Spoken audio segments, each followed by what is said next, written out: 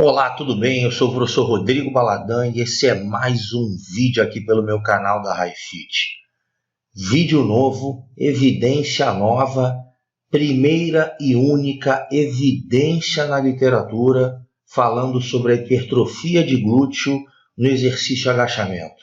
Agachamento e hipertrofia de glúteo, primeira evidência publicada na literatura. Publicada agora, 19/6/2019. Porém, agachamento nunca foi, não é e jamais será um exercício mais para o glúteo do que para o quadríceps. Eu sou o professor Rodrigo Baladan e eu vou abordar esse assunto para você que está aí do outro lado e me acompanha aqui na HiFit. Vem comigo.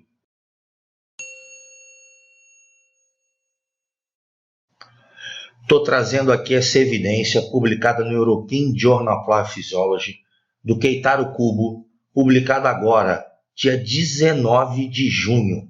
Ninguém tem essa evidência, nem o doutor. Não é doutor, não. D-O-U-T-O-R. É doutor. D-O-T, acento circunflexo no último O. Nem ele ainda tem. Efeitos do treinamento com exercício agachamento realizado em diferentes amplitudes nas adaptações dos músculos dos membros inferiores. Eles realizaram lá agachamento parcial, que eles chamaram lá de parcial, e o agachamento que eles chamaram lá de agachamento profundo. Olha o que deu o resultado dessa evidência. Bom, como é de praxe, eu sempre recorto todos os pedaços dos artigos original, para depois não dizer que o Baladan disse da cabeça dele, o Baladan que inventou. Não, está aqui escrito no paper, para não ter o que inventar. No presente estudo, o objetivo foi investigar o efeito do treinamento com exercício agachamento com diferentes profundidades, amplitudes no volume muscular. Os caras quiseram avaliar a hipertrofia dos músculos dos membros inferiores.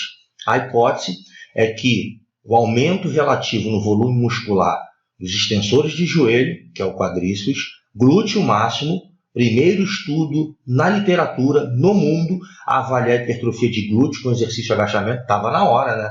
Vai ver que eles fizeram essa porra só por causa do Baladan, ficar sacaneando na internet. Adutores e também posteriores de coxa. A hipótese deles é que no agachamento profundo, todos esses músculos dos membros inferiores teriam resultados melhores do que no agachamento parcial. E que os músculos posteriores de coxa não gerariam hipertrofia. Até novidade nenhuma. Eu sou a favor de amplitude máxima, tem 500 vídeos meus aí na internet, estou recomendando e, obviamente, seguindo as orientações do American College para trabalhar com amplitude completa, seja lá qual for o teu objetivo. Não tem essa de amplitude parcial. A amplitude parcial você só ganha as adaptações específicas naqueles ângulos específicos, enfim. E a hipótese deles também aqui de que o posterior não vai ter resultado para hipertrofia é meio óbvia, porque eu já falei aqui 500 vezes sobre o paradoxo de Lombar, né? Os posteriores no agachamento não existe essa história de cocontração que eles geram hipertrofia. Não tem condições dos posteriores de coxa hipertrofiarem no exercício de agachamento, em virtude de uma extensão numa origem e de um encurtamento na inserção. Enquanto um puxa, o outro relaxa, enquanto relaxa, o outro puxa. Não diz que é um paradoxo de Lombar, vai procurar lá na internet para você estudar e ver o que é isso. Bom, vamos lá, mais um pedacinho aqui. 20 homens, 20 caboclos lá ativos, que eles chamaram lá de ativos, mas não eram treinados. Metade para um lado, metade para o outro. Metade de agachamento profundo, metade de agachamento parcial. Realizaram lá os testes de URM, calcularam lá, utilizaram lá 10 semanas de treinamento. 3 caboclos saíram lá por lesão ou doença, sobraram 17 sujeitos. 8 foram fazer profundo e 9 parcial. A tabela 1 aqui mostra que não tem diferença, mostrando aqui as diferenças apenas nas cargas, ou seja, quem fez agachamento profundo, obviamente por ser uma amplitude maior, tem uma carga menor. Quem fez agachamento parcial tem uma amplitude menor e uma carga maior. Beleza. Os sujeitos eram tipicamente fisicamente ativos, mas não tinham nenhuma participação organizada com relação ao envolvimento regular de exercício, né, sistematizado no último ano. Então, nesse presente estudo, eles eram considerados não treinados, e eles relacionaram isso porque chamaram isso como se fosse um ponto positivo, porque isso seria bom por não afetar, ou seja, porque o indivíduo treinado já teria vícios, né, já teria algum tipo de adaptação que poderia influenciar no resultado. Eu nunca vi nenhum autor citar isso. Começa a primeira maluquice desse japonês, Keitaro Kubo, falar sobre isso. Não, pegar um indivíduo destreinado, porque o indivíduo já treinado ele tem vício. Não, o indivíduo treinado não tem vício. O indivíduo treinado ele tem adaptação neural e ele tem justamente refinado o padrão de movimento. E aí ele vai recrutar o músculo que tem que ser recrutado. Imagina você pega, por exemplo, lá um indivíduo destreinado, põe para fazer agachamento e o cara começa a recrutar trapézio. Você vai dizer o quê? Que o agachamento é com trapézio? Você está de sacanagem, né? Porque o cara não tem padrão motor, o cara simplesmente não tem adaptação neural, ele não tem o quê? Sincronismo de unidade motora, aumento no recrutamento de unidade motora, coordenação entre os músculos intra e intermuscular, inibição, mecanismos inibitórios, que é inibição do agonista para contração refinada do agonista. Ele não tem um aumento na frequência de disparo, frequência de ativação. Tudo isso está relacionado aos fatores que afetam a capacidade de geração de força e potência e, consequentemente, a médio e longo prazo em adaptações crônicas, né, inerentes à indução, à exposição continuada ao treinamento de força, vão gerar respostas adaptativas. O indivíduo destreinado ele não tem, ele precisa passar por um período de adaptação neural. Essa é a primeira maluquice que esse japonês cita. Nenhum autor no mundo diz que é bom pegar indivíduo destreinado. Indivíduo destreinado é uma merda, porque tu manda o cara espirrar, qualquer coisa dá resultado. Mas tudo bem, só estou dizendo as coisas e eu aqui coloco as cartas na mesa. Eu não defendo nem um lado nem outro. Eu digo a verdade nua e crua. E eu voltei com sangue nos olhos. Eu voltei metendo o pé na porta. Depois de mó tempão, sem produzir uma evidência, um artigo, um vídeo para o meu canal, eu agora estou a fim de arregaçar. E eu estou trazendo esse artigo aqui que está simplesmente publicado e exposto no seu periódico, no European Journal of Applied Physiology, há 4 dias só. 4 dias eu já estou dando para você de graça. Sabe quanto é que custa esse artigo? Mais de $40. Vai lá comprar, estou te dando de graça no meu canal. Olha só, botei bem grandão aí para você enxergar. Volume muscular. As imagens da área de secção transversa, eles utilizaram ressonância magnética, padrão ouro gold standard, tá? As imagens da área de secção transversa dos músculos dos membros inferiores foram obtidas do lado direito através de ressonância magnética, blá, blá, blá. Os músculos investigados foram os seguintes. Músculos extensores do joelho, que é o quadríceps, né? Vamos lá. Acabei de postar semana passada um post. Dá uma olhada lá no meu último post. Quais são os músculos do quadríceps? Vamos ler aqui embaixo. Reto femoral, vasto lateral, vasto intermédio, vasto medial. Falta um, não falta? Qual músculo que falta? Tensor do vasto intermédio, né? O quadríceps não tem 4 músculos. O quadríceps tem 5 músculos. Mas ele avaliou as imagens só de 4 músculos. Estranho, né? Porque se tem um músculo a mais que tem ventre muscular distinto, tem origem e inserção distinta, tem inervação distinta e tem um ventre muscular único, esse músculo ele pode gerar hipertrofia, não gera? Esse músculo aumenta a área de secção transversa. Então, se esse músculo aumenta a área de secção transversa, esse músculo, num conjunto total, ele vai aumentar o volume muscular, não vai? Se um músculo, um grupamento muscular é composto por 5 músculos e você só avalia 4, você está roubando desse grupamento muscular, não está? Grava essa informação. Os hamstrings, que são os posteriores de coxa, bíceps femoral, cabeça curta, bíceps femoral, cabeça longa, semitendinoso e semimembranoso, tá certo? São os 4 músculos do posteriores. Os músculos adutores, todos aqui, beleza? E o glúteo máximo, que ele também avaliou. Olha só, vamos dar uma pausa aqui, preste atenção. Acabei de postar no meu canal, conforme eu acabei de dizer para você, que o quadríceps tem 5 músculos. Vamos fazer uma revisãozinha? Anatomia não faz mal para ninguém. Está aqui. O quadríceps tem 5 músculos. O quadríceps não tem 4. Ô, Baladão, o que você está querendo dizer com isso? Simples. Presta atenção. Está aqui uma imagem da dissecação verdadeira anatômica do Atlas de um dos cadáveres desse estudo do GROB de 2016, que descobriu em quase 30 cadáveres, todos eles têm o tensor do vasto intermédio. Tá vendo isso aqui de vermelho? Aqui à direita? Tá vendo isso aqui? Olha isso daqui, ó. Isso é o ventre do tensor do vasto intermédio. Olha a largura disso. Amigo, tu vai dizer que isso, quando você treina agachamento, cadeira extensora, leg press, você vai dizer que isso aí não hipertrofia? Você vai dizer que a área de secção transversa disso aí não aumenta? Isso aí é maior do que o vasto medial, meu querido. Você tá de sacanagem. Se o vasto medial hipertrofia, você vai dizer que isso aí não hipertrofia? Você é louco? Fuma maconha? Olha o tamanho disso aí. Quer outra imagem? Dá uma olhada nisso aí. Tá vendo essa pinça aí? Tá vendo a luva do cara azul? Tá vendo a pinça aí? Para ele dissecar? Tá vendo tudo isso que eu envolvi em vermelho? Olha a seta lá em vermelho, o que é? Na lateral direita, tá vendo? Ó, tensor do vasto intermédio. Olha a largura desse músculo, irmão. Você vai dizer o quê? Que isso aí não hipertrofia? Olha o tamanho desse músculo. Esse músculo tem que ser levado em consideração no grupamento muscular. É óbvio que esse músculo aumenta a área de secção transversa. Óbvio que esse músculo aumenta. Olha o tamanho dele. É maior do que o vasto medial oblíquo. Pelo amor de Deus. E ele não leva em consideração esse músculo? Olha só. Estou trazendo aqui o recorte do texto do artigo do GROB.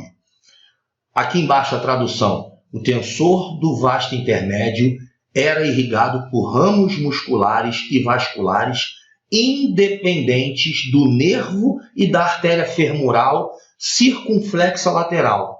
Além disso, distalmente, o tensor do vasto intermédio se ligava com uma aponeurose que se fundia separadamente do tendão do quadríceps e se inseria no aspecto medial da patela. Ou seja, amigo, é um outro músculo com uma outra origem, outra inserção e o principal, uma outra inervação. Aqui embaixo existe um ventre muscular adicional entre o vasto intermédio e o vasto lateral, que não pode ser claramente atribuído nem ao primeiro e nem ao segundo. A exposição distal mostra que esse ventre muscular do tensor do vasto intermédio se torna sua própria aponeurose, que continua distalmente como parte do tendão do quadríceps. Amigo, é um outro músculo. Senta e chora. O quadríceps não tem 4 músculos. O quadríceps tem 5 músculos. Quando você treina e a tua perna aumenta na parte anterior do quadríceps, são os 5 músculos que aumentaram, amigo. Então, quando você vai fazer a porra da análise de ressonância magnética, você tem que fazer os slices, as imagens dos 5 músculos e não dos 4. Presta atenção numa coisa. Voltando à vaca fria, tá aqui, ó, o volume muscular, ele pegou só dos 4 músculos. E o quadríceps não é 4 músculos. Ele está decepando anatomicamente um músculo do quadríceps. Tem que mandar o Keitaro Kubo voltar a estudar anatomia. Porque quando ele produziu esse artigo, já existia já há 2, 3 anos o artigo de quem? Do GROB. Porque ele descobriu em 2016 que anatomicamente o quadríceps é composto por 5 músculos. Então o Keitaro Kubo está atrasado no estudo de anatomia. Erro crucial no estudo do Keitaro Kubo. Vamos ler aqui comigo? Eles não avaliaram a hipertrofia do tensor do vasto intermédio, que é o 5º músculo do quadríceps, e que tem uma origem, uma inserção e uma inervação distinta e única. Portanto, pode gerar hipertrofia significativa para contribuir com o volume muscular total do grupamento quadríceps. Isso é uma coisa óbvia. É só olhar a porra da anatomia. Esse erro absurdo no estudo pode ser exemplificado fazendo a seguinte analogia de se comparar a hipertrofia dos posteriores de coxa, que são os isquiosurais, versus o glúteo, por exemplo, no exercício stiff. Você pega lá, coloca o exercício stiff, treina lá, por exemplo, durante 8, 10, 12 semanas e analisa a hipertrofia de posteriores de coxa e de glúteo. E aí vê que, por exemplo, o glúteo hipertrofiou mais que os isquiosurais. Só que nos isquiosurais você só avalia simplesmente a cabeça longa. Só que os isquiosurais eles são compostos pelos músculos bíceps femoral, cabeça longa e curta, semitendinoso e semimembranoso. E aí simplesmente você só avalia as imagens de ressonância magnética do bíceps femoral. E aí você diz que o glúteo hipertrofiou mais. É a mesma coisa. Você está decepando a porra do bíceps femoral, do posterior de coxa, dos isquiosurais. Você está tirando o músculo do grupamento.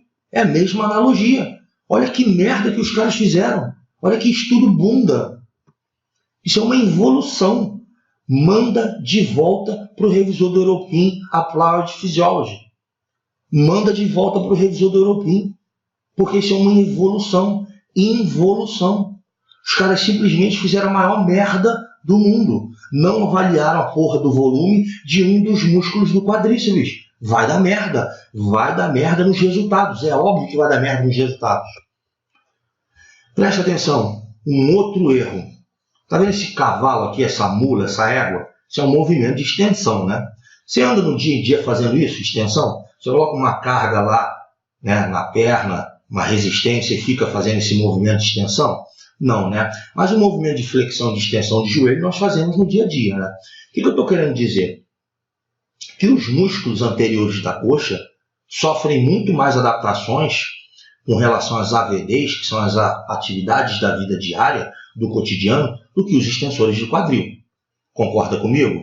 Tá vendo essa imagem aqui? Você anda assim desse jeito?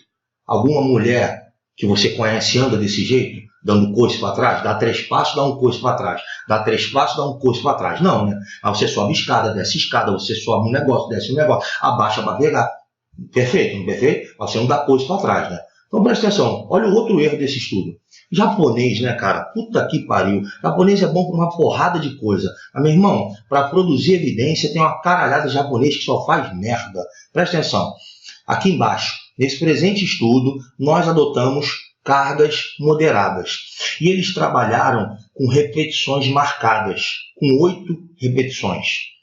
E através disso, eles poderiam garantir aí um estresse mecânico e um pouquinho de estresse metabólico, ou seja, uma intensidade moderada. O que eles fizeram? Eles não trabalharam até a falha. Olha que merda! Eles trabalharam com repetições marcadas. Então eles começaram lá com uma carga mais leve e iam aumentando a carga, mas a porra das repetições eram marcadas em 8 repetições. Cara, isso dá um erro do cacete. Simplesmente, presta atenção. Quando você trabalha com 8 repetições marcadas, você não trabalha até a falha concêntrica, significa que um músculo, simplesmente por estar mais adaptado, ele pode não chegar, ou seja, a sofrer todo o estresse que ele poderia, do que um outro músculo que não está adaptado. O quadríceps é um músculo que sofre maiores adaptações no dia a dia, nas atividades do cotidiano, por ser mais solicitado, conforme eu falei. Então, assim, ao longo do treinamento, o percentual de um RM utilizado pode ter levado o glúteo a maiores adaptações e o quadríceps não, resultando em menor hipertrofia do que poderia acontecer se a análise fosse feita até a falha concêntrica. Por quê? Você pega numa amostra os sujeitos, 10 sujeitos, e coloca todos eles para fazerem lá um gesto motor, o agachamento, e pede para todos eles fazerem 8 repetições com a mesma intensidade relativa a um RM, exemplo, 80%, 8 repetições. Tem sujeito que vai morrer nas 8 e tem sujeito que vai poder fazer as 8 fazendo 70 repetições. Esses sujeitos que poderiam fazer muito mais repetições vão ter adaptações medíocres ao longo de 8, 10, 12 semanas, e os indivíduos que estão fazendo ali no talo, fadigando, vão ser os que vão ter respostas a médio e longo prazo no treinamento. São os que vão conseguir hipertrofia. Consegue entender isso? Em outras palavras, o estímulo submáximo pode não ter gerado a máxima hipertrofia que o quadríceps poderia ter tido. Da onde que você está tirando isso, Baladã? Da literatura, meu querido. Tem um artigo de revisão do Scott Dunkel, onde eu disponibilizo no meu curso de 8 horas, que é o Estado da Arte do Treinamento de Força.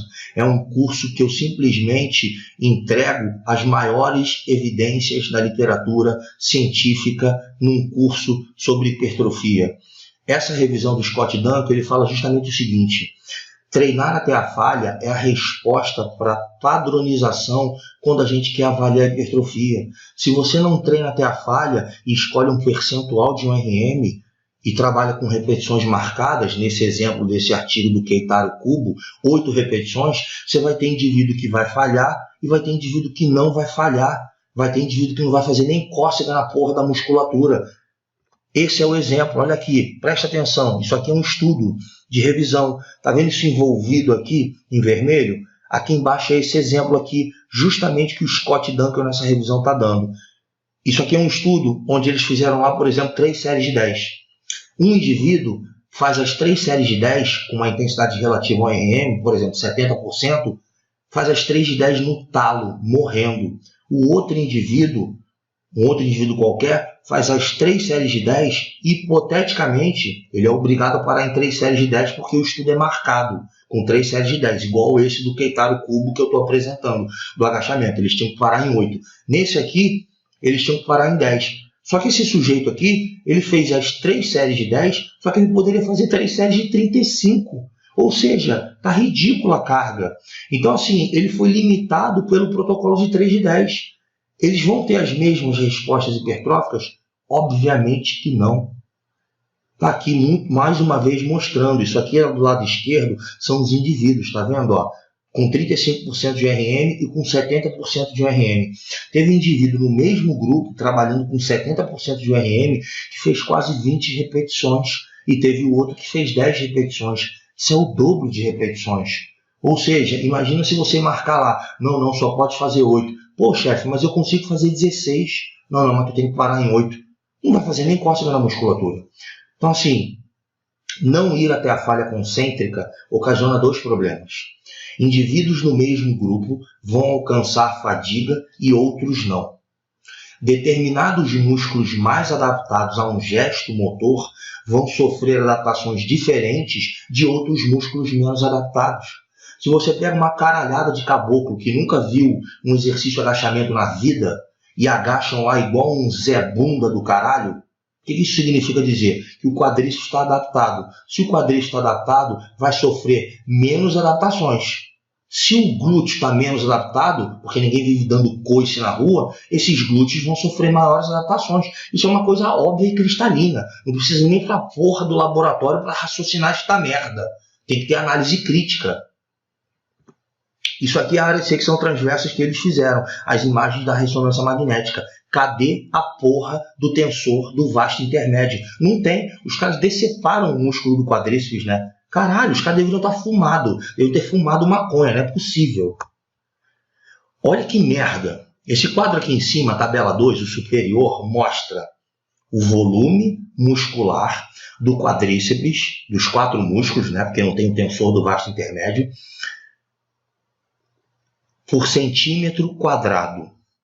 Isso é que é a resposta do que aumentou. Pega aqui, por exemplo, o vasto medial, que é o último aqui do quadríceps. Saiu, né, no agachamento aqui. Do lado esquerdo é agachamento completo e do lado direito é agachamento parcial. No agachamento, antes que eu lá no final eu vou dar o resultado depois, mas antes que eu passe aqui, o estudo teve o objetivo de comparar quem era melhor, agachamento profundo e agachamento parcial.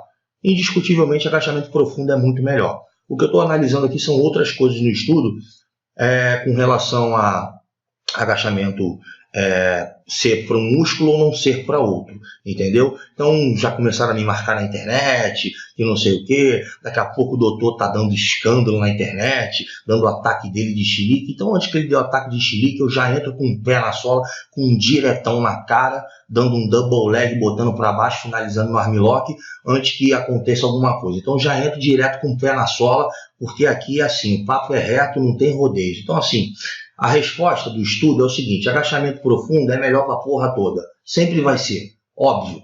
Amplitude completa sempre para qualquer movimento. Fica para você que está aí do outro lado me assistindo, gravado essa informação. Amplitude completa. Amplitude parcial para quem tem algum tipo de problema e não pode trabalhar com amplitude completa. Beleza? O que eu quero mostrar é o seguinte: agachamento profundo e agachamento parcial. Vasto medial. Saiu lá de 480 para 512. Porra, hipertrofiou pra caralho a área de secção transversa por centímetro quadrado. Aqui embaixo é a tabela dos posteriores de coxa, mostrando que os posteriores de coxa não hipertrofiaram porra nenhuma. Por causa do paradoxo de Lomba, a gente já sabia que não ia hipertrofiar nada. Pergunta que não quer calar. Onde estão os dados? Cadê a caceta da tabela de volume muscular por centímetro quadrado do músculo glúteo, antes e após a intervenção, para poder confirmar a diferença estatística mesmo no aumento da área de secção transversa? Porque é isso aqui que responde quanto que o glúteo aumentou. Está aqui embaixo, ó, aqui em cima na tabela 2, reto femoral 291 para 290. Todos nós sabemos que agachamento é cadeia cinética fechada hipertrofia vasta, não hipertrofia reto femoral. Reto femoral hipertrofia na cadeia cinética aberta, que é a cadeia extensora. Vasto lateral, que é o segundo, saiu de 639 para 682, coisa pra cacete. Vasto intermédio, saiu de 556 para 576. Vasto medial, de 480 para 512. Falta o tensor do vasto intermédio. Cadê a porra da hipertrofia do tensor do vasto intermédio? O cara não usou as imagens do tensor do vasto intermédio. Que porra de tendenciosidade é essa? Ou erro absurdo? Cara, manda de volta pro revisor, porque o artigo não tinha nem que ser publicado. Cadê os dados por centímetro quadrado do glúteo? Qual é a intenção de esconder os dados? Eu não estou entendendo. O cara não apresentou no estudo. Eu olhei o estudo inteiro. Vou mandar o estudo para você que está aí me assistindo. Eu não escondo, não, eu dou de graça. O artigo custa $40. Eu vou te dar de graça. Cadê o estudo? Cadê os dados do glúteo? Não tem. Aí ele apresenta esse gráfico aqui no final. Esse gráfico aqui ele diz o seguinte, que o glúteo hipertrofiou 6% e o quadríceps hipertrofiou 4,5% e que não tem diferença significativa entre eles. Mas não apresenta os dados por centímetro quadrado do glúteo, que é o que efetivamente mostra a diferença. Não sei porquê. Mostra do quadríceps, mostra do posterior de coxa e não mostra do glúteo. Não consigo entender. Por que o cara não mostrou os dados do glúteo? E aí, não acabou ainda não. Tem as limitações do estudo. Vamos bater mais ainda no estudo. Eu falei que eu ia entrar com o pé na sola. Que eu voltei e eu voltei pior. Eu quase morri. Agora eu voltei, mas eu voltei para avacalhar essa porra. Eu vou azucrinar essa rede social. Existem sérias limitações nesse estudo. Não sou eu que estou dizendo isso não, está escrito aqui em cima. Primeiro, a duração da contração muscular durante o agachamento completo ela foi maior do que durante o agachamento parcial. Ou seja, eles não limitaram o tempo sob tensão. O que eu estou querendo dizer sobre isso?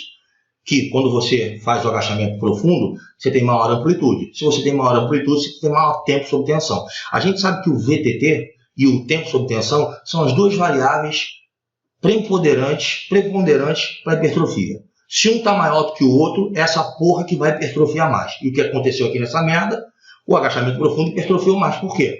Porque teve maior tempo sob tensão, caralho. O VTT não teve diferença significativa, mas ele não equalizou a porra do tempo sob tensão. Puta que pariu. E aí aqui embaixo, o SHOT, desde 95, já fala justamente que uma longa contração isométrica, ela obviamente gera maiores aumentos na área de secção transversa do que uma curta contração isométrica, porque tem um maior tempo sob tensão. Puta que pariu. Limitação gravíssima da merda desse estudo. Segundo, o trabalho mecânico durante o agachamento, ele foi estimado. Ou seja, foi o que eu falei, ele foi estimado por uma carga utilizada. Vamos colocar lá 80% e vamos trabalhar com 8 repetições máximas. Tá, mas o caboclo que está fazendo agachamento lá, seja profundo ou seja parcial, consegue fazer 79 repetições. Não, você tem que parar em 8 repetições. Por quê? Caralho, não consigo entender isso, cara. Tem estudo na literatura de revisão do Scott Dunkel, mostrando que se você não for até a falha concêntrica, os resultados saem todos errados. Caralho, e o cara colocou por repetições marcadas. Tá de sacanagem, né? Terceira limitação aqui embaixo. Nós não instruímos sobre o quê? Os ângulos de rotação externa do quadril, da articulação do quadril ou do posicionamento dos pés. Todos nós sabemos que agachar com rotação externa de 15 graus tem maior solicitação dos glúteos. E que se os caras agacharam assim, durante 10 semanas, vai ocorrer o quê? Possibilidade de maior hipertrofia dos glúteos do que se agachar com a porra dos pés paralelos. Tem uma evidência aqui dizendo sobre isso. E isso pode ter sido relacionado com as diferenças do padrão de recrutamento no trabalho muscular durante o agachamento na porra das 10 semanas de trabalho. Cara, é muita limitação para um estudo só. Na boa, quem é a porra do revisor do European Journal of Life Physiology? Devolve pro cara, porque o cara deveria estar dormindo ou então assistindo televisão na hora que ele pegou a porra desse estudo e liberou para ser publicado. Deixa eu dizer uma coisa, eu não sou o que me aconteceu. Eu sou o que eu escolho me tornar. Ontem, quando eu digo no sentido figurado, eu quase morri. Hoje eu estou aqui gravando a porra de um artigo para você que está aí, porque eu amo fazer isso. Você que está aí do outro lado, que me assiste, que me acompanha no meu canal, no meu site, nas redes sociais, no YouTube, eu amo fazer isso. E eu amo fazer isso e vou continuar fazendo isso pro resto da minha vida. Então assim, estou de volta. E agora eu vou, meu Deus do céu, vou atropelar. Eu vou incendiar essas redes sociais. Agora eu só vou colocar evidência para azucrinar todo mundo. Eu vou sacanear Deus e o mundo. Vou zoar com essa porra toda. Vou fuder com todo mundo. Voltei mais insuportável do que nunca. Porque eu sou imparável. Ninguém vai me parar. Quanto mais conhecimento eu acumulo, mais evidência fica a minha ignorância. Você que está aí do outro lado, que me dá moral, lembra de uma coisa. O resultado de um estudo ele não resume toda a literatura. Então busca outros estudos, mas leia com critério, crítica e entendimento.